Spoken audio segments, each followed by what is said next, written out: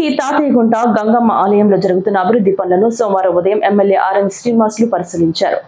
EE Jayakumar engineering అధికారులు ఆలయంలో జరుగుతున్న పనుల తీరును ఎమ్మెల్యేకు వివరించారు. ఆలయం లోపల జరుగుతున్న క్యూ లైన్ పనులను మొదట ఎమ్మెల్యే పరిశీలించారు. 200 ఉచిత దర్శనం లైన్లలో వచ్చే వారికి అమ్మవారు బాగా కనిపించేలా జాగ్రత్తలు తీసుకోవాలని ఈవోను ఎమ్మెల్యే ఆదేశించారు. 300 రూపాయల భక్తుల లైన్ సాఫీగా వెళ్లేలా చూడటంతో పాటు అమ్మవారు కొలువైన ప్రాంతంలోకి ఎటువంటి పరిస్థితుల్లో వెలుపలి వ్యక్తులను అనుమతించరాదని ఆయన అధికారులను ఆదేశించారు. అలాగే ఆలయ ఆవరణలో జరుగుతున్న పనులను ఎమ్మెల్యే పరిశీలించారు. జాతర చాటింపు నాటికి పనులు పూర్తి చేయాలని ఆయన ఆదేశించారు. ఆలయంలో ప్రస్తుతం దేవాదాయ శాఖ టీటీడీ ఇచ్చిన సుమారు 6 కోట్ల రూపాయల పనులు సాగుతున్నట్లు ఈవో ఎమ్మెల్యే దృష్టికి తీసుకొచ్చారు. వచ్చే నెలలో జరగనున్న గంగ జాతరను సాంప్రదాయబద్ధంగా నిర్వహించినట్లు ఎమ్మెల్యే ఆర్ఎన్ శ్రీనివాసులు తెలిపారు.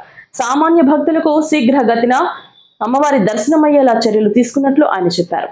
వీవీఐపీలు వారికి కేటాయించిన సమయంలో అమ్మవారి దర్శనం చేసుకోవాలని ఆయన కోరారు. జాతరలోపు ఆలయంలో జరుగుతున్న అభివృద్ధి పనులు పూర్తయ్యే అవకాశం ఉందని ఆయన తెలిపారు.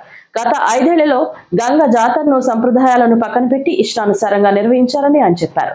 సొంత ప్రచారానికి గంగమ్మ తల్లిని వదలలేదని ఆయన ఆరోపించారు. అయితే ఎన్డీఏ కూటమి పాలనలో అమ్మవారి జాతరను సంప్రదాయబద్ధంగా నిర్వహించి అందరి మన్నలను పొందుతామని ఆయన తెలిపారు. ఈ కార్యక్రమంలో ఎన్డీఏ నాయకులు మహేష్ యాదవ్, రాజారెడ్డి, కేఎంకే లోకేష్, బాబ్జీ, ఆర్కట్, కృష్ణప్రసాద్, రాజేష్ అచ్చారి, ఆముదాల వెంకటేష్, ఆల్వార్ మురళి, చందు తదితరులు పాల్గొన్నారు.